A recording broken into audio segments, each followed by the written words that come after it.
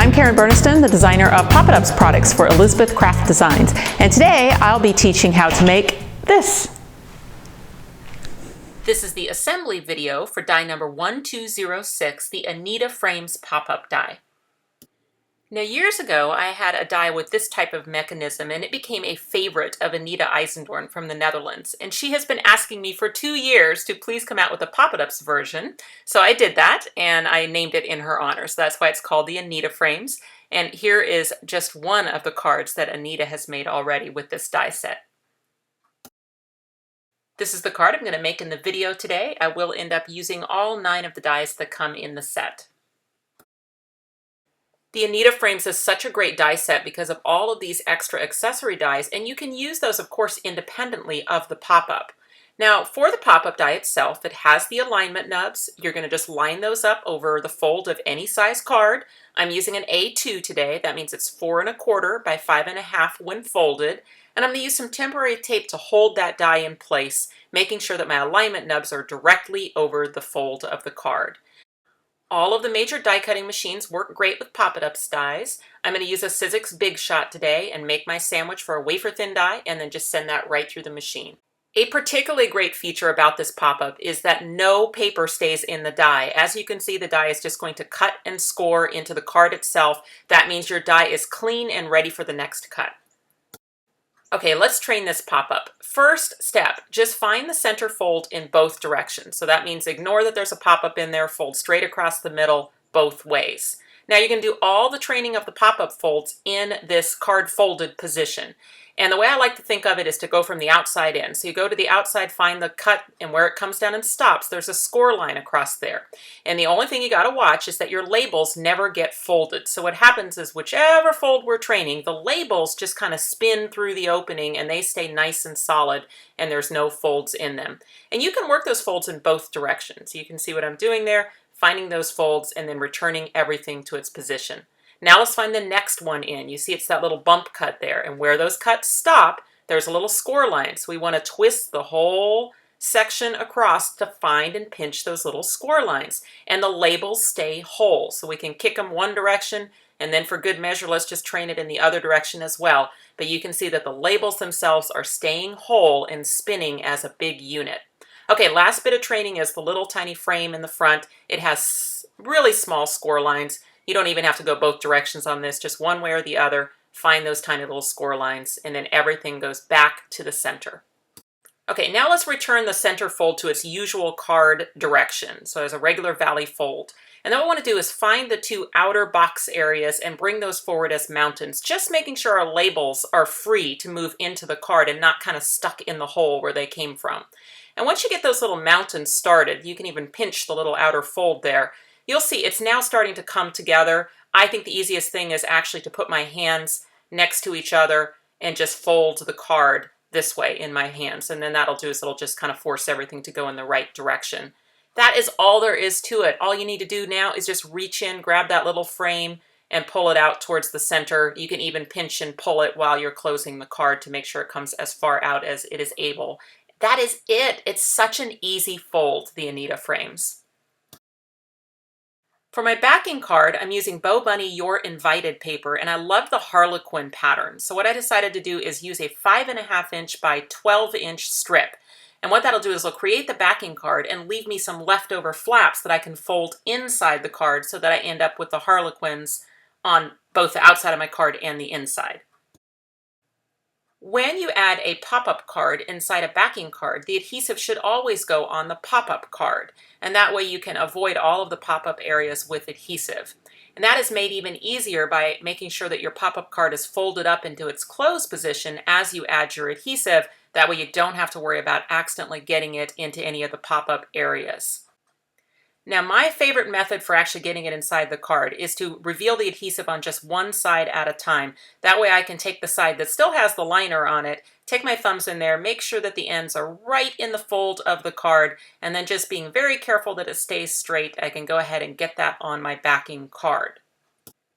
And of course, there's really nothing that says your backing card has to be the exact same height as your pop-up card. I could have cut down my pop-up card just a little bit, or maybe made my backing card a little bit larger. That would have given me a little bit more wiggle room on the edges to not have to be so perfectly straight. But for my card today, I just decided that I wanted those to be the same height. Getting the other half on is pretty easy because I can just peel up the adhesive and fold the card against the exposed adhesive. I decided rather than cut off the extra flaps of paper to move them to the inside, I could just score the paper right next to the cardstock and fold those flaps in. And that'll do two things. Number one is the pattern from the front of the card just carries right over the edge of the card and into the inside. And the second thing is that it gives me that nice little folded edge on the sides of the card. And you certainly don't have to fold the backing card around to the inside of the card. I just thought it was kind of a cool look.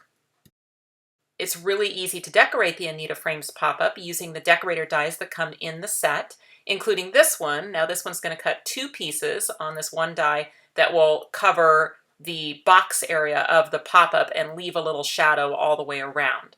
So when you want to decorate all four of those areas, you just need to cut the die twice. A really great optional purchase to go with your Anita Frames die set would be the Occasions Clear Stamps number CS022. And that is because this Happy Birthday label and the two banners are perfectly cut out by dies that are included in the Anita Frames set. You have three ways to cut out this stamp using the label dies that come included in the Anita Frames. You could use the stitched label that's a little bit larger, or you can use one of the two smaller labels. Now these are going to look like they're very similar in size, and in fact the die size is very similar, but where the die cut line is different. You can see this one, the cut line is out towards the outside of the die. That's the one you would want to use to cut out this stamp if you want to preserve that black border that you've stamped around the Happy Birthday to You. It's very easy to see through that die to just have a little bit of the black line showing inside the die. Definitely suggest taping it down with some temporary removable tape before you run it through your die cutting machine. And this die is designed to be a little bit larger than the stamp, so you will get a little border around your black border of the original paper color. The die set also includes this nice stitched label, and this label is sized so that you line it up with the pop-up label on the inside edge. So it basically just covers it on the inside edge, making it very easy to line up. And when you do that, it'll be placed in such a position that you have a nice even shadow all the way around it. You've got the interior part of the shadow that's actually popped up, and then it continues on around the outside of the label as well. You know, this die set really comes with everything you need to make a completed card. I'm using some strips of white cardstock on the seam between the pattern paper and the cardstock, and then for the pop-up itself I just layered more of those labels that come in the set and then used the crown, and that little die comes in the set as well. I've glittered it, added some glitter dots and some glitter lines to it. Speaking of glitter dots, Elizabeth Craft Designs sells them in a variety of color combinations, and the ones that I'm using on my card today are black and silver. And I thought it would be fun to go in and add a glitter dot at all of the points where the diamonds of the Harlequin meet each other. So now it's time to cut out a bunch of those banners. And remember, I mentioned that on the Occasions Clear Stamp set, there is two banner shapes that stamp solid color banners with little stitch and dots around them. And those particular banners are perfectly cut out by the two dies that come in the Anita Frames set. And in both cases, they will leave you that little shadow around the outside. The dies also cut the holes down into the banner so that you can easily string them onto twine. So the last decorator die in the set is the oval die, and you can see that's a nice size to fit in any of the labels, or you can use it on its own like I'm going to do today as a place to sign the card. And then as another option, if you like Halloween cards, there is a 31 stamp on the Halloween Clear Stamp set, number CS020, that can be perfectly cut out with this oval die from the Anita Frames set. And since my oval covered up two of my glitter dots in the Harlequin pattern, I'm just going to go ahead and add glitter dots onto the oval into those approximate positions. It'll also look a little bit like rivets through the oval. For the front of the card, I did add all of the glitter dots, and then I assembled together those two smaller labels. I added another one of the glittered crowns, and I use the same pattern paper on my smaller label so that I can choose a location on the front of my card where the diamonds line up. I chose a few colors out of the pattern paper to stamp all of my banners and cut them out, and then I realized that for the little string of banners that I want to put inside the card attached to the pop-up, I'd like to stamp both sides of the banner, and that way if it flips around when the card is opened, it won't be solid white on the background. But it's just for those three, and once I've stamped those three banners so that they're on both sides, then I can string them onto a piece of twine. Now I can tie the banners on. There's just different ways to do it. I decided to use some small little paper clips, and I added a paper clip up on the pop-up and then one on the side of the card to attach the ends of my twine so that those banners will pop up when the card is opened. And then I just trimmed off the excess. Now for the front of the card, I also made a banner strand. Those I actually used pop dots underneath them, so those are solid in place, just used as decoration on the front of the card. My finished card is A2 sized and will mail for a single stamp. The very talented Designer Challenge team has been having lots of fun with the Anita Frames die set for all sorts of themes. Here's Kelly Booth using some of the new Halloween dies on the Anita Frames set. And here's another example of Halloween done by Karen Aiken. Karen went right from Halloween into Harvest with this amazing Happy Fall card. And then that brings us to some Christmas ideas. Here's one by Frances Byrne, and she's used some of the new stamps and the holiday charms with the Anita Frames. Fran Sabad made this adorable sweet card using some of her stamps with the Anita Frames. And you've also got this one by Karen Aiken where she turned the Anita Frames into a vertical orientation. I am sure Summerhill's painter loved making this adorable baby girl card because she's the mother of 3 boys. The Anita Frames can also be styled in a more masculine look, like this soccer card using the new sports charms. Frances Byrne made this card, and then Raquel Mason also used the sports charms in a football theme for her happy birthday card.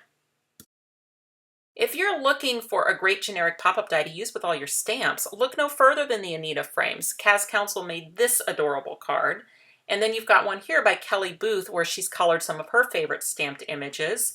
And then here is one by Sandy Diller with a really fun greeting. My dentist says I need a crown. Well, duh. Elizabeth Craft Designs products are sold at independent craft stores worldwide or also on their website. If you would like clickable supply links for everything I used in my card today, you can find those either on the associated blog post, click the little information box that's in the upper right of this screen, or in the About section below this YouTube video. You can subscribe to this YouTube channel, and you can also follow my Facebook page, Karen Burniston Designer, where you will be treated to daily inspiration. And you'll always find more ideas on my blog, KarenBurniston.com. Thanks for watching.